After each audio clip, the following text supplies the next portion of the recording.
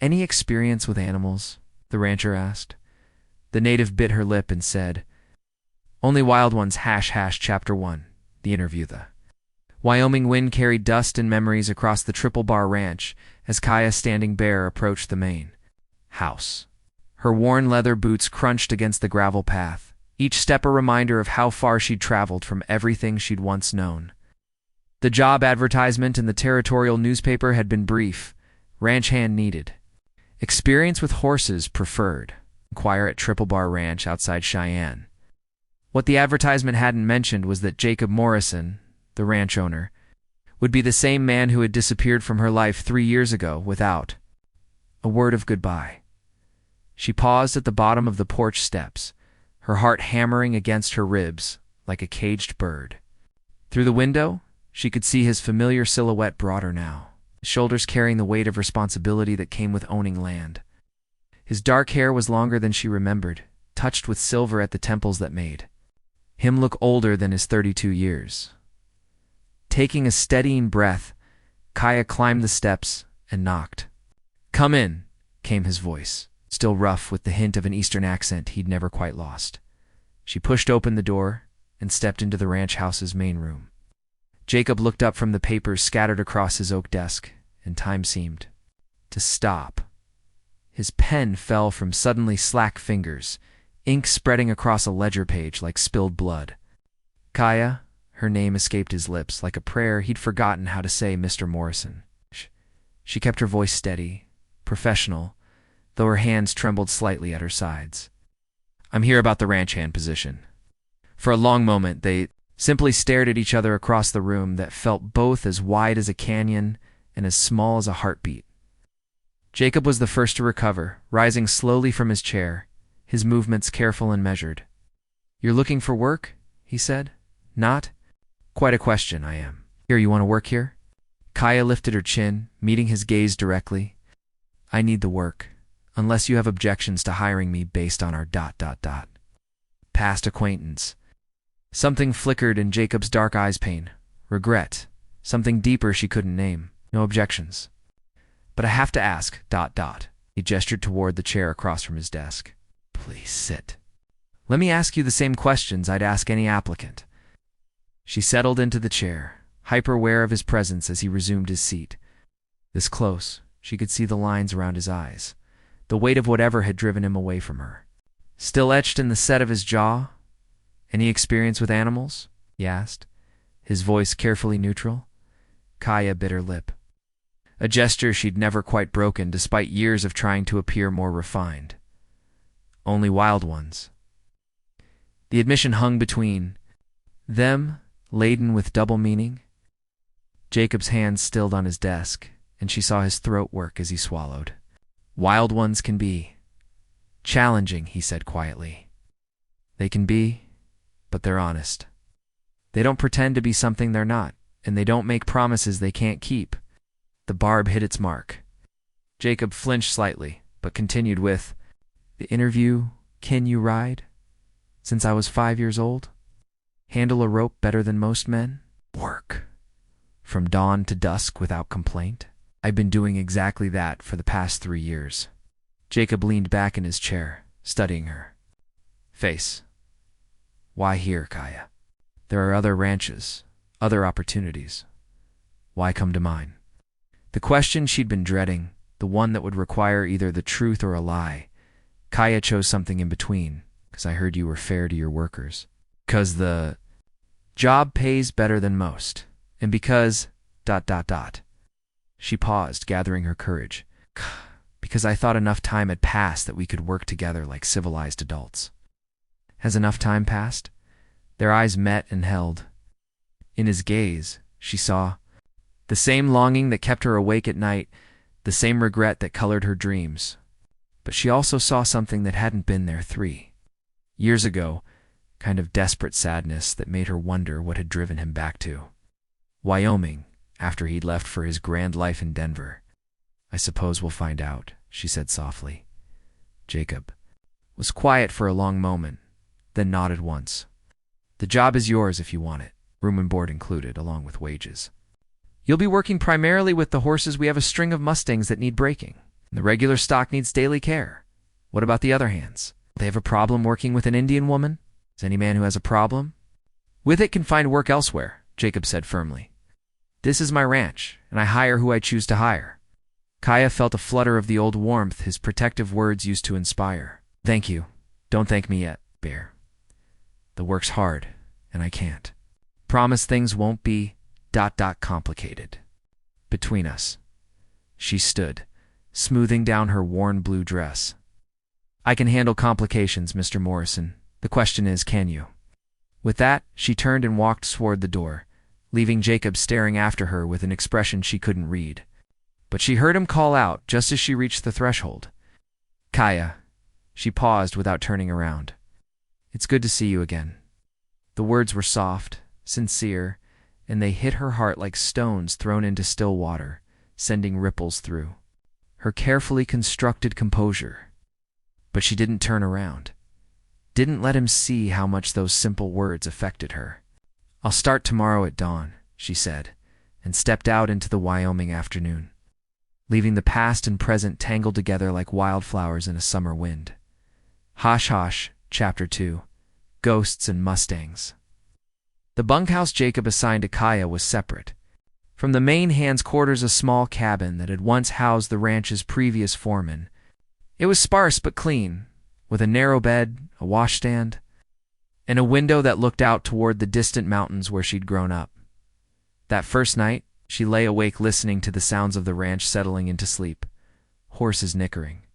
Softly in the corral, the distant call of a coyote, the whisper of wind through the cottonwoods by the creek. It should have been peaceful, but memories kept sleep at bay.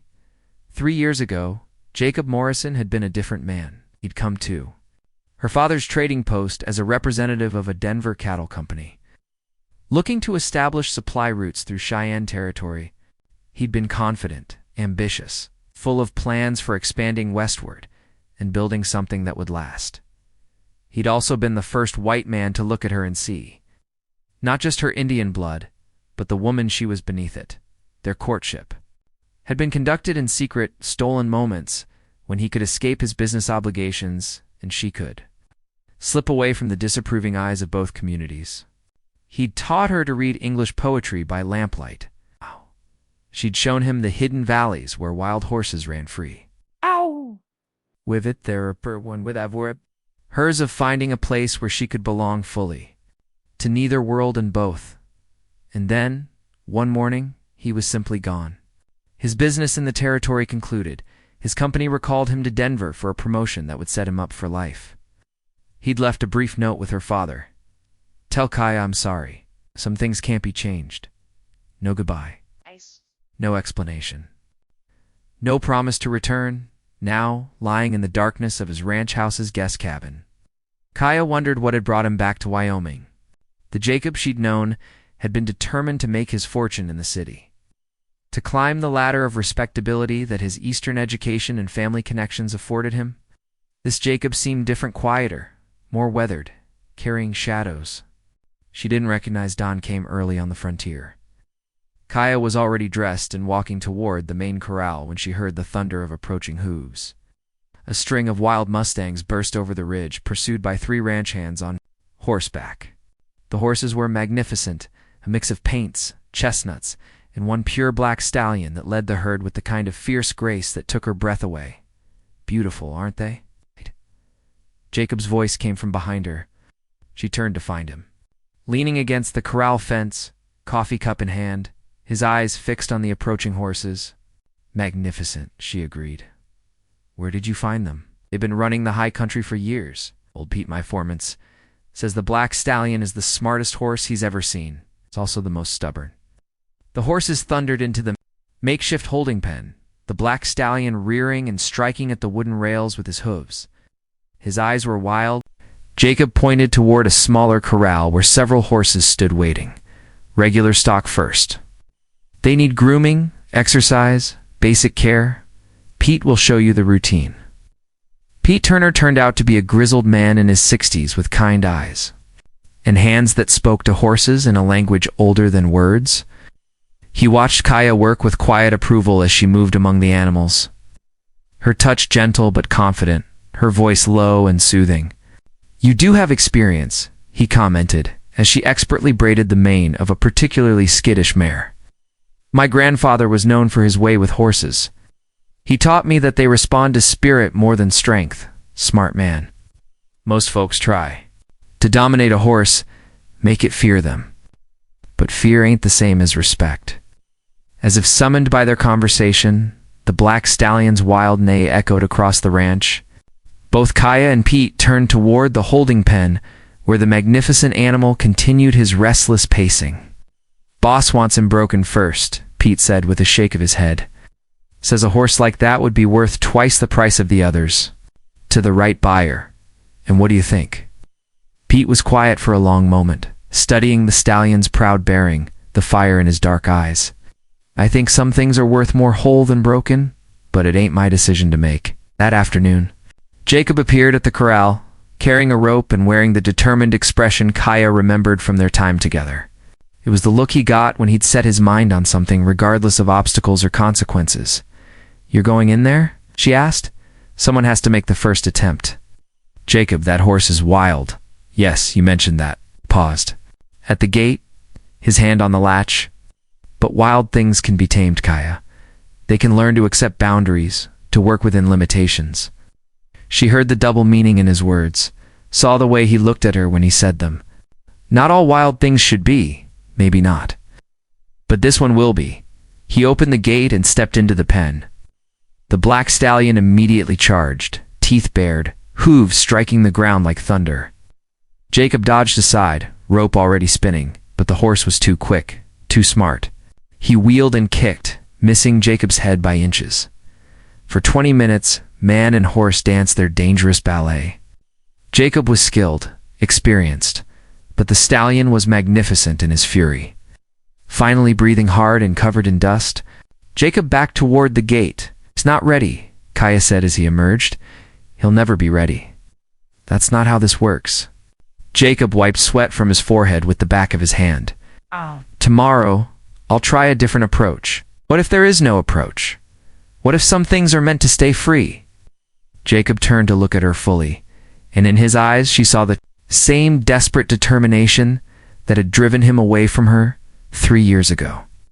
"Nothing stays free forever, Kaya. Everything has a price. Everyone has a breaking point. The sooner you accept that, the less it hurts when reality comes calling." With that, he walked away, leaving her standing by the corral with the black stallion's defiant calls echoing in her ears. Like a challenge to everything Jacob had just said. But as she watched the horse pace and toss his magnificent head, Kaya made a silent promise. Some things would not be broken. Not on her watch. Chapter 3. Secrets in the starlight. For 2 weeks, the dance continued.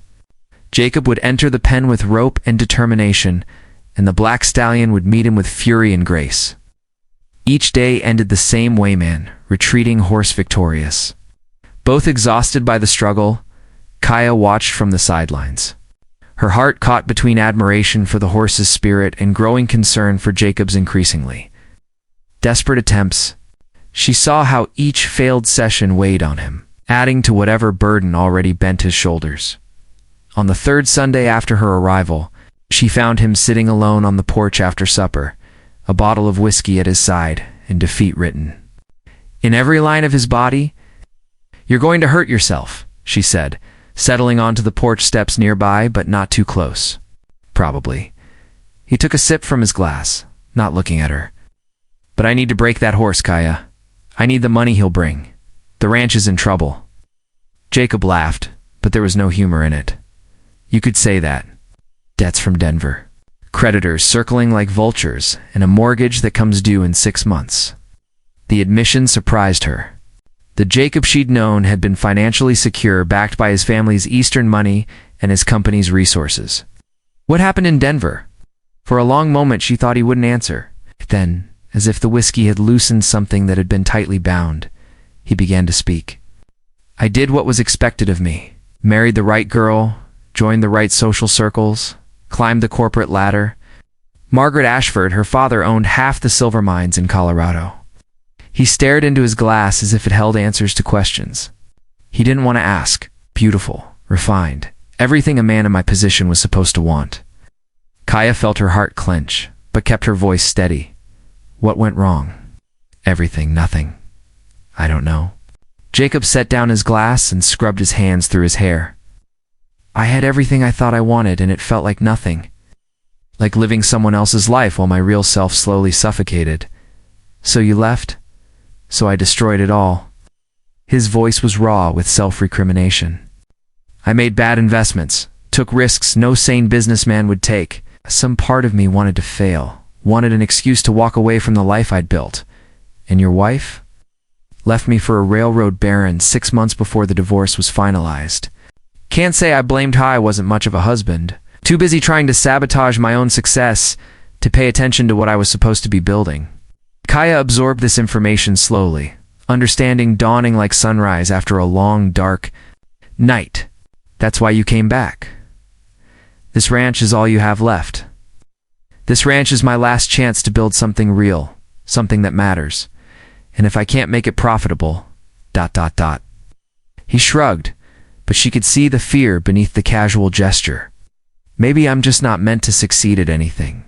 The pain in his voice called to something deep in Kaya's chest, the same protective instinct that made her gentle with wounded animals. Without thinking, she moved closer, settling beside him on the porch step. You succeeded with me, she said. Softly, Jacob turned to look at her, surprise replacing some of the self-loathing in his dark eyes. Did I? Because it feels like I failed at the most important thing I've ever had. You didn't fail, you just made a different choice. The wrong choice. Maybe. Or maybe you made the only choice you thought you could live with at the time.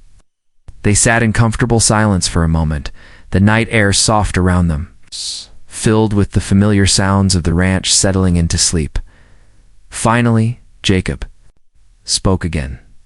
Why did you really come here, Kaya? And don't tell me it was just for the job. She'd known this question would come eventually. Had rehearsed various answers during her journey to the triple bar. But sitting here beside him, seeing the vulnerability he usually kept hidden behind walls of determination and pride, only the truth seemed adequate. Because I never stopped loving you, she said simply. And because I thought maybe, if enough time had passed, I could figure out how to stop. The admission hung between them like a bridge neither was sure they dared cross. Jacob's hand moved toward hers on the wooden step, then stopped just short of touching. Kaya, I know. I know all the reasons why it's impossible. I knew them 3 years ago, and I know them now. But knowing something and feeling it are different things. I touch you right now, Jacob said quietly. I won't be able to let go again. Then don't touch me. But even as she said it, she turned her hand palm up, a silent invitation that Jacob stared at for a long moment before slowly, carefully, placing his fingers against hers. The contact was electric, 3 years of separation, and longing compressed into the simple touch of skin against skin. Jacob's thumb traced across her knuckles with reverent gentleness, as if she might disappear if he moved too quickly. I dreamed about you, he whispered. Every night in Denver. Every morning when I woke up next to a woman who wasn't you, I dreamed about your laugh, your stubborn chin when you're angry, the way you bite your lip when you're thinking. Jacob, I know I have no right to say these things. I know I hurt you, abandoned you, chose duty over love like a coward.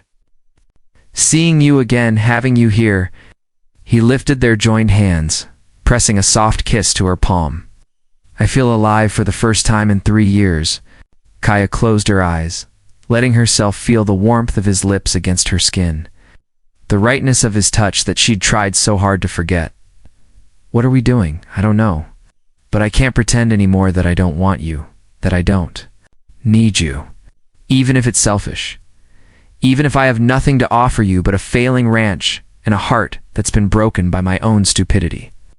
She opened her eyes to find him watching her with an intensity that took her breath away. You're not the only one who's been broken, Jacob. You're not the only one who's made choices you regret. What do you regret? Waiting, hoping, turning away 3 good men who wanted to marry me because I couldn't stop comparing them to a ghost. She smiled sadly. I regret wasting 3 years of my life loving someone who was never coming back. but I did come back. Did. You, or are you just passing through again? Looking for something to fix your broken dreams before you move on to the next opportunity? The question hung between them, challenging and necessary.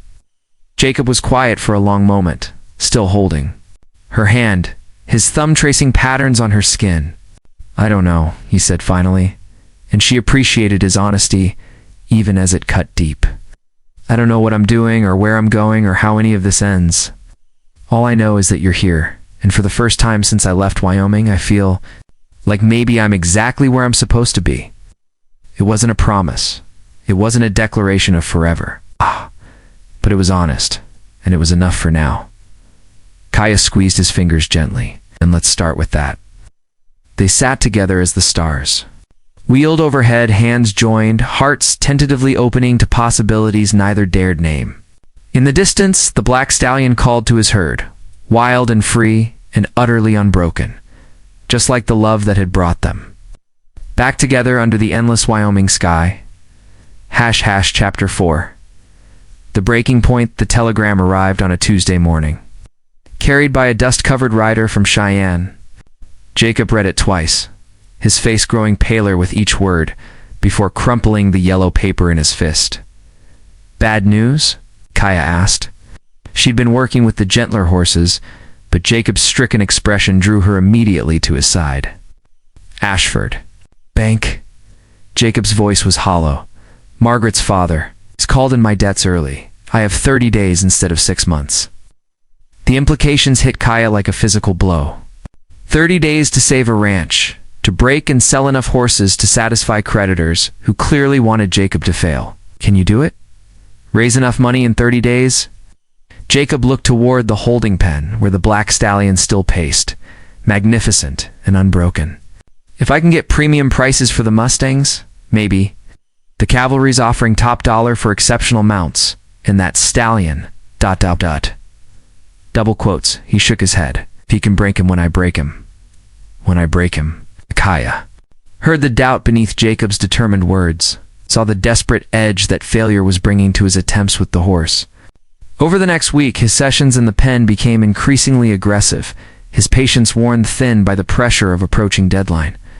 You're pushing too hard, she told him, after watching the stallion nearly trample him during one particularly violent encounter. I don't have time to be gentle, Jacob snapped, wiping blood from a cut on his forehead where the horse's hooves had come too close. In 3 weeks, this ranch will belong to the bank unless I can produce miracles. Getting. Yourself killed won't save the ranch. Neither will coddling that horse like he's made of spun glass. Their first real fight since her arrival erupted that evening on the same porch, where they'd shared whispered confessions under starlight. The romantic tension that had been building between them for weeks transformed into something harder, more desperate. You're being reckless, Kaya accused, pacing the wooden boards while Jacob sat slumped in defeat after another failed session. That horse isn't just stubborn, he's smart. He knows you're afraid and fear makes you dangerous. To him, I'm not afraid of a damn horse. You're not afraid of the horse? You're afraid of failing again, of losing everything you've tried to build here, and that fear is making you sloppy. Jacob surged to his feet, anger flashing in his dark eyes. Don't psychoanalyze me, Kaya. You want to know what I'm afraid of? I'm afraid that in 3 weeks I'll be right back where I was in Denver broke, humiliated, and proving to everyone who ever doubted me that I'm exactly the failure they thought I was. And what about me? The words burst from her before she could stop them. When you lose this ranch, when you move on to whatever comes next, what happens to me? Do I get another cryptic goodbye note? Another 3 years of wondering what I did wrong? The question hung between them like a challenge, exposing the fear that had been growing in Kaya's heart since the moment she'd realized how precarious Jacob's situation truly was. I wouldn't. Jacob struggled for words, then abandoned them in favor of action. Crossed the space between them in 2 strides, his hands framing her face with desperate gentleness. Kaya, you have to know that leaving you was the biggest mistake of my life. I can't promise you success, I can't promise you security, but I swear to you that I will never disappear on you again. How can you promise that when you don't even know if you'll have a roof over your own head? In 3 weeks. Because some things are more important than roofs or ranches or respectability. His thumb traced the line of her cheek, and she saw her own reflection in his dark eyes.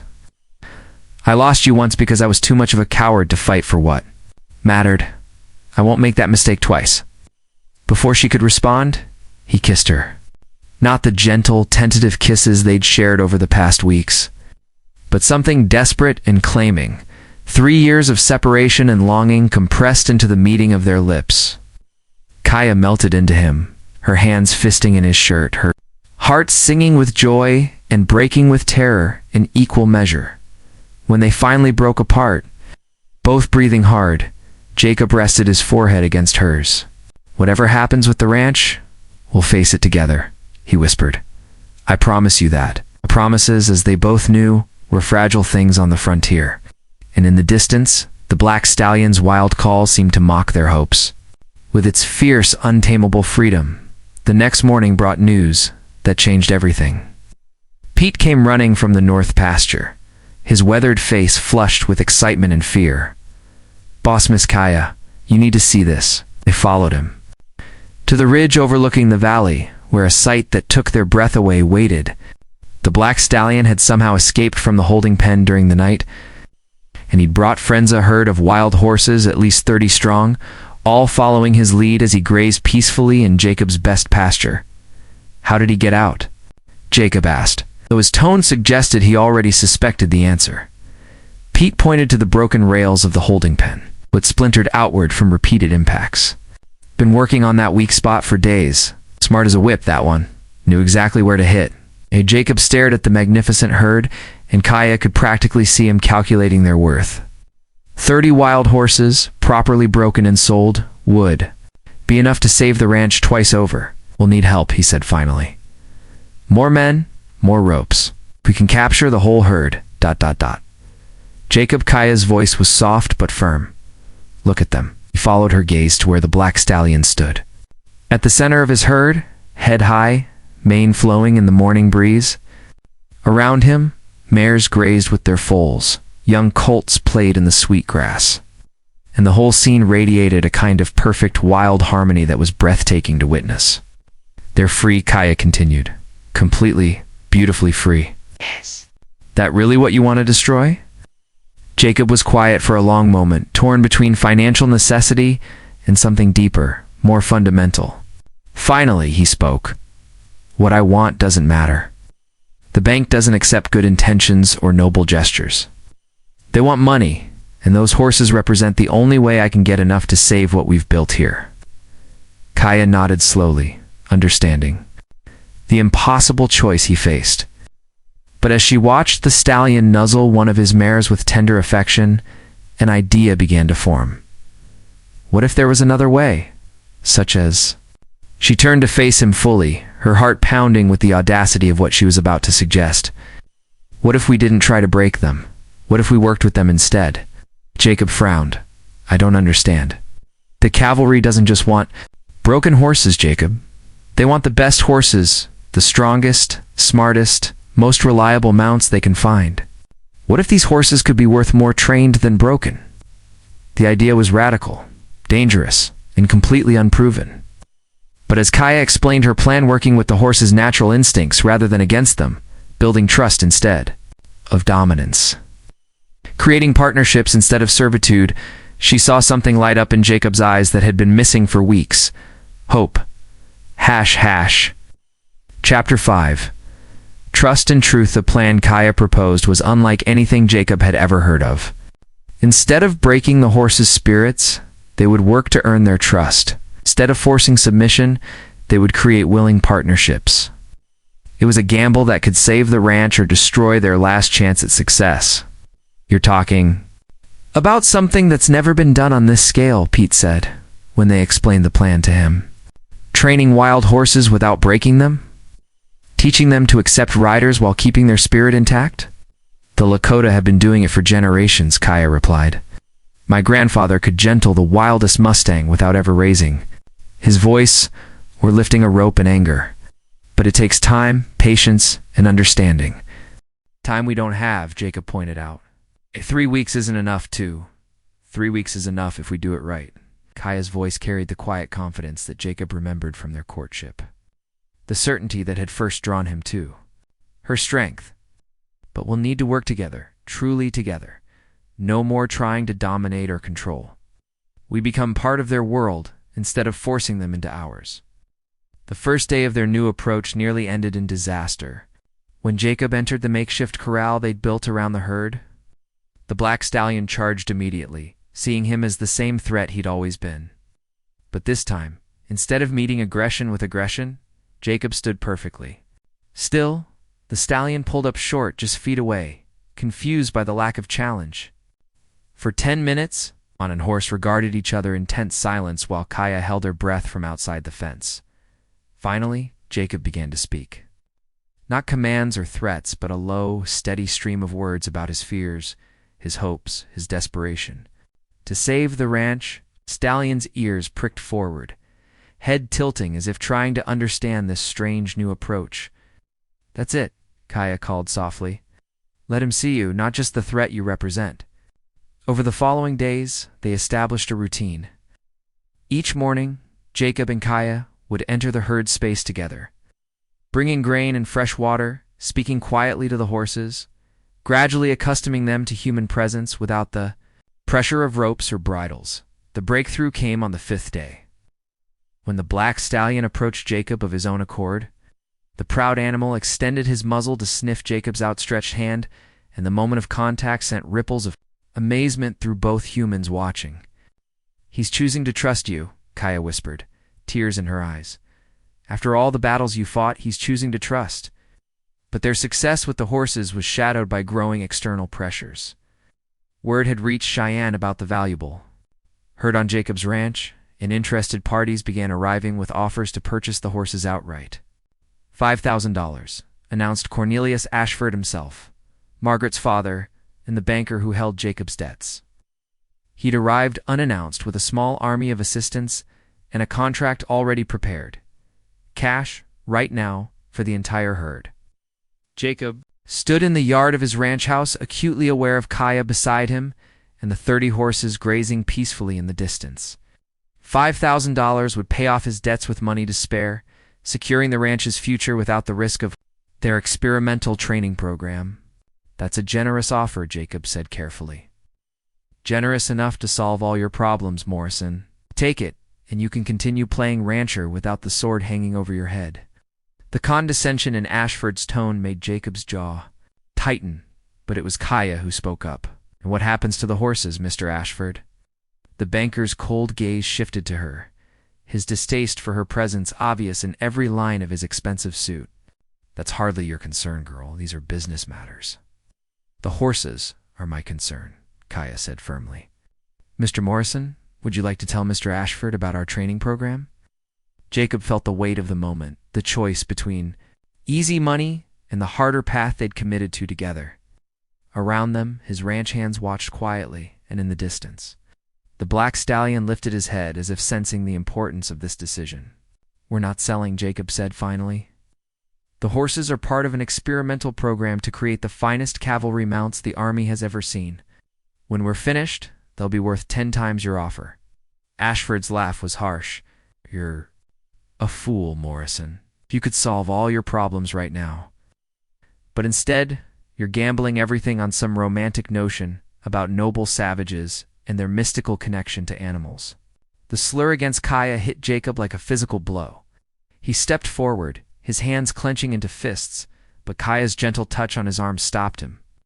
"Mr. Ashford," she said with quiet dignity, "I am Kaya, Standing Bear, daughter of Chief, Iron Hawk of the Northern Cheyenne. I have gentled wild horses since I was a child. I have forgotten more about training these animals than you will ever learn about anything that matters. Your money cannot buy what these horses will become, and your ignorance cannot diminish what they already are." The power of her words, delivered without anger or defensiveness, left Ashford momentarily speechless. Jacob felt a surge of pride and love so strong it nearly overwhelmed him. "Ashford, shh," said finally, his composure recovered, but his confidence clearly shaken. "If you can't pay your debts in full by then, I'll take the ranch and the horses both, Morrison." He paused at his carriage door. "That Indian woman of yours has given you bad advice. Sentiment doesn't pay. Mortgages, As the banker's entourage disappeared in a cloud of dust, Jacob turned to Kaya with amazement.